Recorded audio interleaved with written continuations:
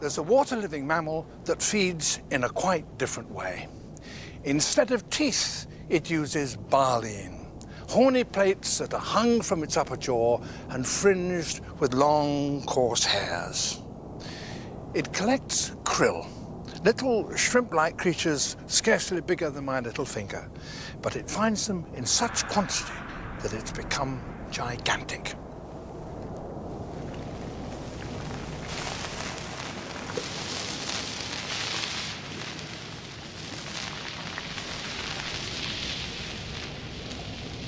It takes in a great mouthful of water and krill, then shuts its jaws, and up comes its tongue. It's as big as an elephant.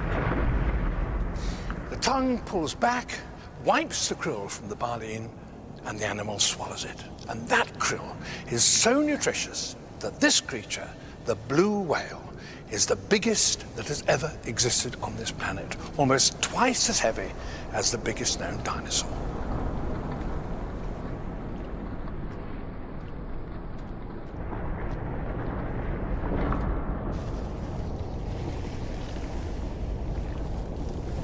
Its vast rib cage houses its lungs. They carry 2,000 litres of air. That's 500 times the capacity of our lungs. The heart is as big as a small family car. It only beats 5 or 6 times a minute, but it drives 10 tons of blood through 1,000,000 miles of blood vessels.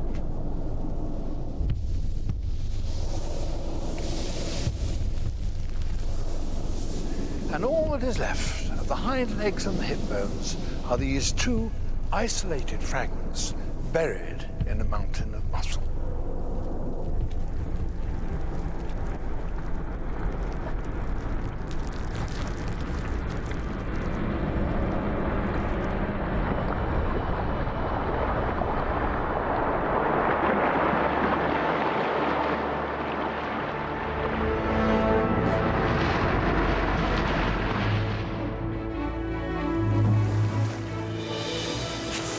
I can see its tail just under my boat here. And it's coming up, it's coming up. There! The blue whale is 100 feet long, 30 meters. Nothing like that can grow on land because no bone is strong enough to support such a bulk. Only in the sea can you get such huge size as that magnificent creature.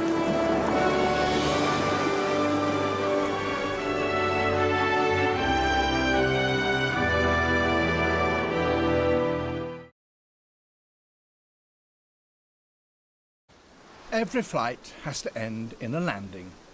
That requires less energy, but perhaps more skill if disaster is to be avoided, particularly if you're a big bird like a pelican.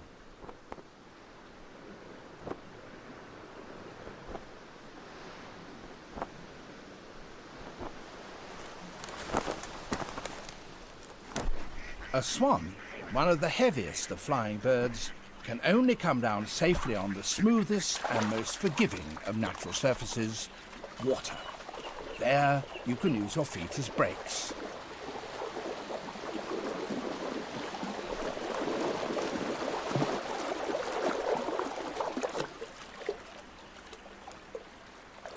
Albatross are not so lucky. They have to alight on the ground. Indeed, their landings seem scarcely better than controlled accidents.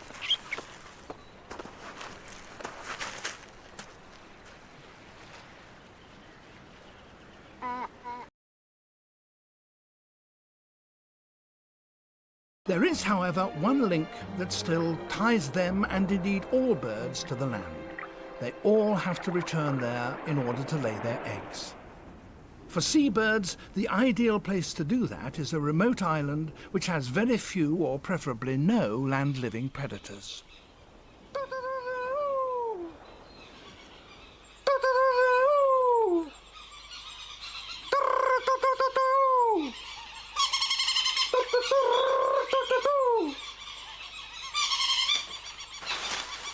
Nobody knows why it happens, but when you make strange noises here, seabirds fall from the sky. I'm on Lord Howe Island, a tiny speck of land 300 miles off the east coast of Australia. Human beings only got here a little over 200 years ago, and it seems that the birds that nest here are still quite curious to see what's going on. And these birds, which are coming to these calls, are Providence petrels.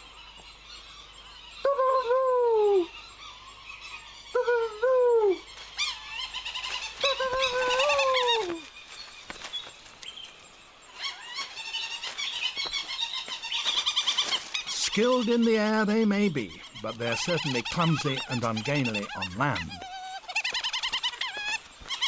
And when they do come down, they squabble and wrestle furiously with one another. Perhaps they're arguing about who should have which patch for a nest hole. But they are still extraordinarily friendly towards human beings.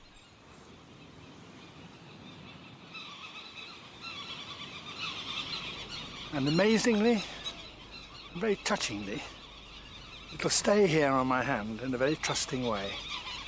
And it gives me a chance to look at this structure at the base of his beak. He has a tube nose.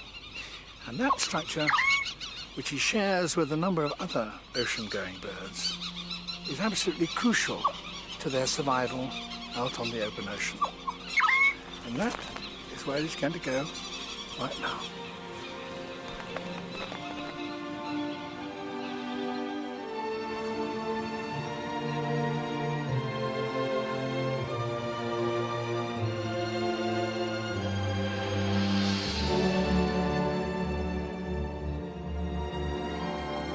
That tube channels air to a sense organ at the base of the beak, which can detect very faint odours.